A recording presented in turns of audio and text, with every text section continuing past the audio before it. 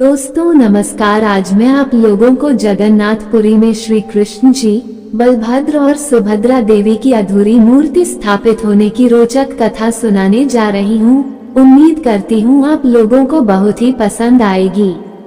दोस्तों इस संबंध में एक कथा यह है कि एक बार श्री कृष्ण अचानक नींद में राधे राधे कहने लगे तो श्री कृष्ण की 8 पत्नियां चौंक गईं और सोचने लगी कि भगवान अभी तक राधा को नहीं भूले हैं।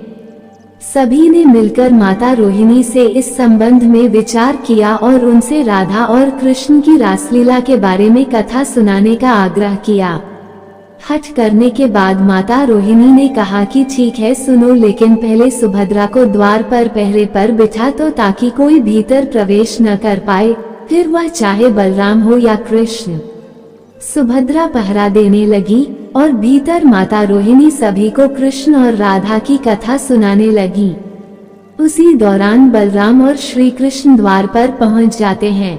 द्वार पर ही खड़ी सुभद्रा भी यह कथा बड़े ध्यान से सुन रही थी। श्री कृष्ण और बलराम के आने पर सुभद्रा ने उचित कारण बताकर दरवाजे पर ही उन्हें रोक लिया। महल के अंदर से श्री कृष्ण और राधा की रासलीला की कथा श्री कृष्ण और बलराम दोनों को ही सुनाई दे रही थी। तीनों ही उस कथा को भाव विह्वल होकर सुनने लगे। तीनों की ही ऐसी अवस्था हो गई कि पूरे ध्यान से देखने पर भी किसी के भी हाथ पैर आदि स्पष्ट नहीं दिखाई देते थे। तभी वहां अकस्मात देवऋषि नारद आ धमके। उन्होंने दे तीनों को ऐसी अवस्था देखी तो वे देखते ही रह गए। जब तीनों पूर्ण चेतना में वापस लौटे तो नारद जी ने भगवान कृष्ण से प्रार्थना की कि हे भगवान, आप तीनों के जिस महाभाव में लीन मूर्तिस्थ रूप के मैंने दर्शन किए हैं वह सामान्य जनों के दर्शन हेतु पृथ्वी पर सदैव सुशोभित रहें। प्रभु ने तथास्तु कह दिया। कहते हैं कि तभी से भगवान कृष्ण, बलराम और सुभद्रा जी का वही स्वरूप आज भी जगन्नाथपुरी में विद्यमान है।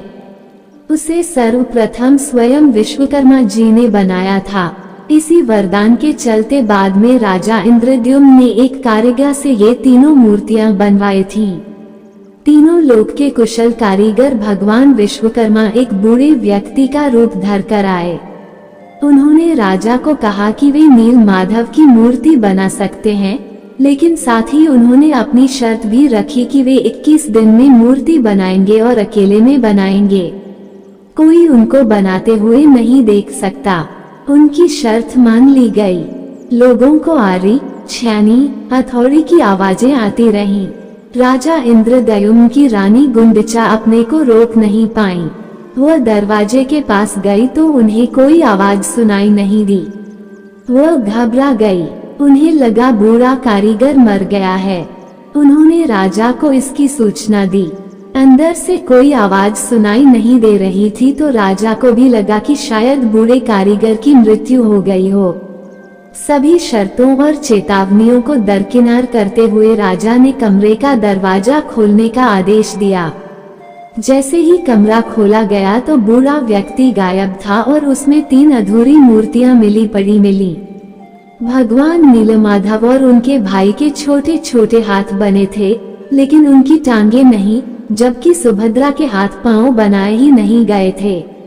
राजा ने इसे भगवान की इच्छा मानकर इन्हीं अधूरी मूर्तियों को स्थापित कर दिया। तब से लेकर आज तक तीनों भाई बहन इसी रूप में विद्यमान हैं। दोस्तों इस प्रकार नारद जी को दिए गए वरदान के कारण भगवान श्री कृष्ण के आदेश पर ही विश्वकर्मा जी ने बूढ़े कारीगर के भेष में आकर नारद जी के कल्पना के अनुसार मूर्तियों को तैयार करके अंतर्धान हो गए थे। नमस्कार दोस्तों, उम्मीद करती हूँ ये कहानी आप लोगों को पसंद आई होगी। ऐसी ही भगवत कहानियों के लिए चैनल को सब्सक्राइब, लाइक और शेयर करें तथा कमेंट करके अपना सुझाव जरूर दें। नमस्कार दोस्तों, सदैव आपके ऊपर जगन्नाथ जी की कृपा बनी रहे। राधे राधे।